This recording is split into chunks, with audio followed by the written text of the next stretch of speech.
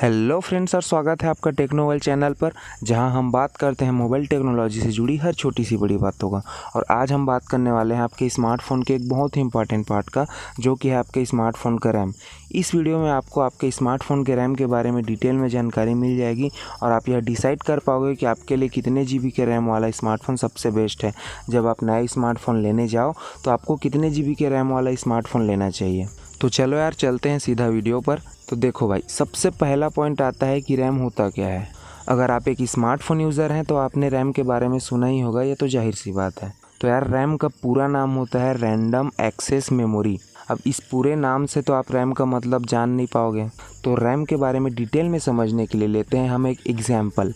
तो मान लीजिए आप एक ऑफिस में काम करते हैं और आप उस ऑफिस के एक टेबल पर बैठे हुए हैं, और अब आपको काम करने के लिए एक फ़ाइल का ज़रूरत होगा, और वह फ़ाइल रखा हुआ है किसी दूसरे कमरे में। अब आप उस टेबल से उठते हैं और उस कमरे में जाते हैं जहाँ पर फ़ाइल रखी हुई है, वहाँ से एक फ़ाइल लाते हैं, अपने टेबल पर फिर से बैठते हैं और अपना काम करने लग जाते हैं। ठीक है।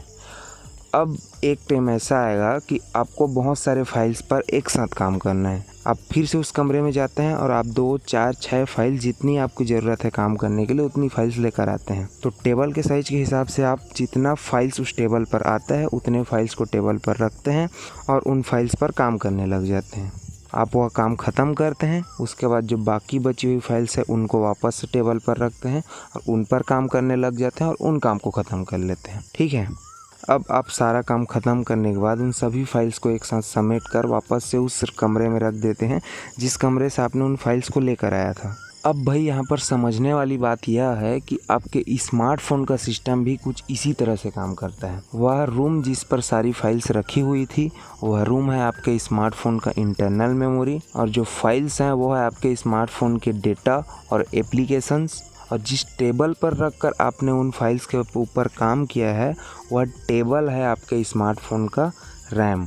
अब जितना बड़ा आपके टेबल का साइज़ होगा, मतलब आपके स्मार्टफ़ोन का रैम का साइज़ जितना ज़्यादा होगा, उतना ही ज़्यादा आप फाइल्स पर एक साथ काम कर पाओगे। मतलब आप उतना ही ज़्यादा एप्लीकेशन और डाटा अपने स्मार्टफ़ोन पर एक साथ यूज़ कर पाओगे। जब आप अपने फ़ोन में कोई भी एप्लीकेशन या डाटा यूज़ करते हैं तो उसे आपका स्मार्टफ़ोन इंटरनल मेमोरी से निकाल कर आपके रैम में डाल देता है। और रैम का काम होता है उन एप्लीकेशन को जिस पर आप काम कर रहे हो, जैसे आप एक साथ वीडियोस देख रहे हो या फिर इंटरनेट पर ब्राउजिंग कर रहे हो, गाने सुन रहे हो, गेम्स खेल रहे हो, इन सारे एप्लीकेशन को मैनेज करके रखता है रैम। तो यार, रैम का काम ही है आपके फ़ोन के एप्लीकेशन को मैनेज करना।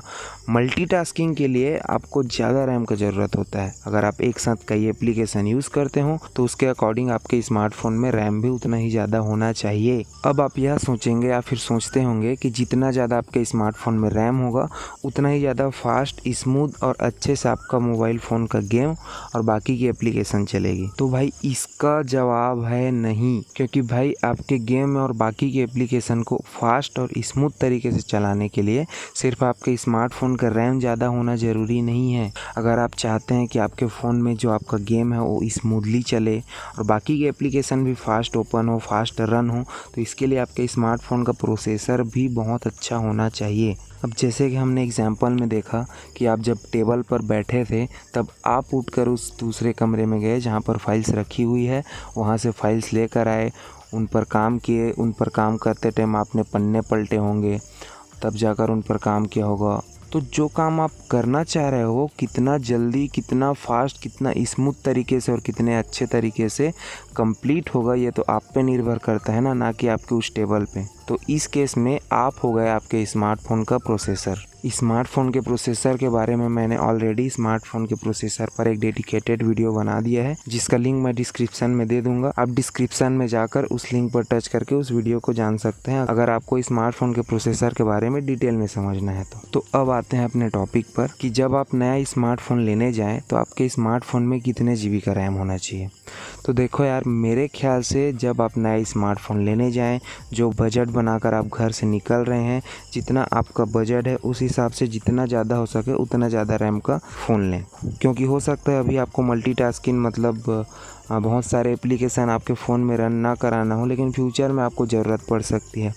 आप एक साथ वीडियोज़ देखते हुए, गाना सुनते हुए और इंटरनेट पर ब्राउजिंग, गेम्स, ये सारी एप्लीकेशन को अगर आप अलग अलग खोल कर रखेंगे तो आपको ज़्यादा रैम की ज़रूरत होगी ही होगी। इसलिए मैं यह सजेस्ट करूँगा कि आपके बजट के हिसाब से जितना ज़्यादा रैम हो सके उतने ज़्यादा रैम का आप स्मार्टफ़ोन लें। आपने देखा होगा जब आप एक साथ अपने मोबाइल फ़ोन पर बहुत सारे एप्लीकेशन यूज़ करते हैं तो आपका फ़ोन हैंग होने लगता है। तो इसका कारण क्या है? तो यार जितनी भी एप्लीकेशन और डाटा हमारे फ़ोन में इंस्टॉल होती है वो सारी की सारी डेटा और एप्लीकेशन होती है आपके स्मार्टफ़ोन की इंटरनल मेमोरी में।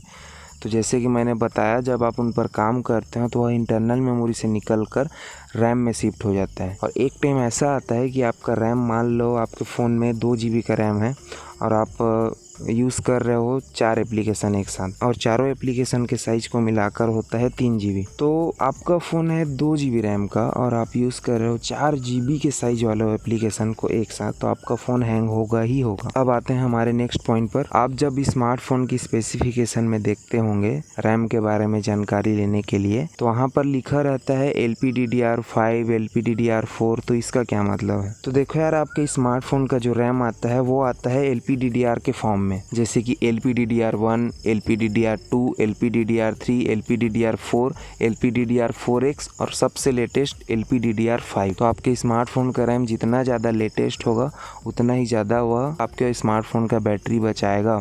जैसे कि आप लिस्ट पर देख सकते हो कि आपका स्मार्टफोन का जो रैम है वो जितना ज़्यादा लेटेस्ट होगा उतना ही ज़्यादा कम बैटरी कंजप्शन करेगा। उसको आपके एप्लीकेशन और डाटा पर काम करने के लिए उतना ही कम वोल्टेज की ज़रूरत होगी, जिससे आपके स्मार्टफोन का बैटरी बचेगा। तो यार आज के वीडियो में इतना ही, और होप करता हूँ कि आपको रैम का मतलब तो समझ आ ही गया होगा। मेरा वीडियो देखने के लिए बहुत बहुत धन्यवाद भाई लोग। अगर आपको वीडियो अच्छी लगी होगी तो वीडियो को कर दो लाइक, और अब हम मिलेंगे ऐसी इंटरेस्टिंग नेक्स्ट वीडियो पर। तब तक प्लीज़ यार चैनल को सब्सक्राइब करके रखो, ताकि मैं जब नया वीडियो अपना डालूँ तब आप वीडियो को सबसे पहले देख पाएँ। Bye bye friends, love you all.